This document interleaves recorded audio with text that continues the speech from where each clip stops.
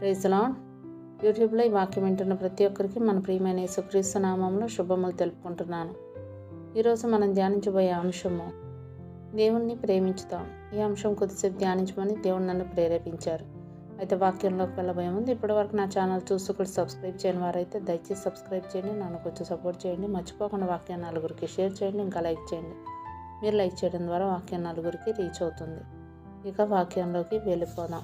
అపోస్తలుడైన పౌలు కొరింథీయులకు రాసిన మొదటి పత్రిక 2వ అధ్యాయం 9వ వచనం చూసినట్లయితే, దేవుడు తన్ను ప్రేమించు వారి కొరకు ఏవి సిద్ధపరిచెనో అవి కంటికి కనపడలేదు, చెవికి వినపడలేదు, మనుష్య హృదయమునకు గోచరము కాలేదు.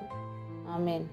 ఈ లోకంలో జన్మించిన ప్రతి ఒక్కరికి ప్రేమానుభవం ఉంటుంది. ప్రతి ఒక్కరు తల్లిదండ్రులు, బిడ్డలు, స్నేహితులు, బంధువులు, జంతువులు, పక్షులు, ప్రకృతి ఇలా దేని మీదనైనా ప్రేమ కలిగి ఉంటారు.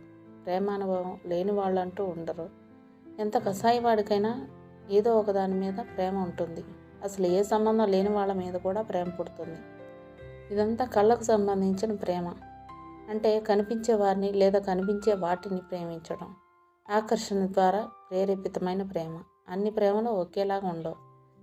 తల్లిదండ్రులు బిడ్డల మధ్య ప్రేమ, సహోదరుల మధ్య ప్రేమ, భార్యాభర్తల మధ్య ప్రేమ, స్నేహితుల మధ్య ప్రేమకి వ్యత్యాసం ఉంటుంది. అలాగే కళ్ళకు కనిపించే వారిని ప్రేమించడంలో, కనిపించని వారిని ప్రేమించడంలో కూడా తేడా ఉంటుంది.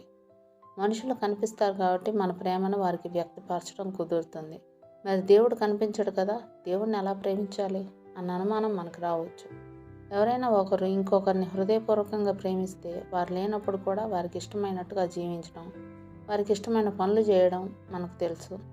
మనిషి లేనప్పుడు కూడా వారికి ఇష్టమైన పనులు చేయడం ద్వారా ప్రేమించగలిగినప్పుడు, దేవుడు మనకు కనబడపోయినప్పటికీ దేవుడు ఉన్నాడు అని నమ్మితే మనం దేవుని హృదయపూర్వకంగా ప్రేమించి ఆయనకి ఇష్టమైనట్టు జీవిస్తాం, ఇష్టమైన పనులు చేస్తూ ఉంటాం. మనం ఎవరినైనా ఎక్కువగా ప్రేమిస్తే వారి గురించి ఎక్కువగా ఆలోచిస్తాం, వారి కోసం ఏదైనా చేయాలనుకుంటాం కదా. అలాగే మనం దేవుణ్ణి ప్రేమిస్తే దేవుని గురించి ఆలోచిస్తాం. ఈ లోకంలో మనం ఎవరినైనా అమితంగా ప్రేమిస్తే వారి పేరు శరీరం మీద పచ్చబొట్టు పొడిపించుకుంటాం కూడా.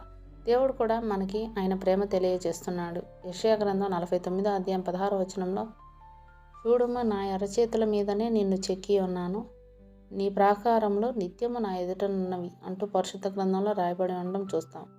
అంతగా ప్రేమించే దేవుణ్ణి మనం ప్రేమించలేకపోతే మనకంటే దౌర్భాగ్యులు ఇంకెవరూ ఉండరు. మనం దేవుని గురించి ఎంత ఆలోచిస్తున్నామో, దేవుని కోసం ఏం చేయాలనుకుంటున్నాం అన్న దాన్ని బట్టి మనం దేవుణ్ణి ప్రేమిస్తున్నామో లేదో తెలుస్తుంది.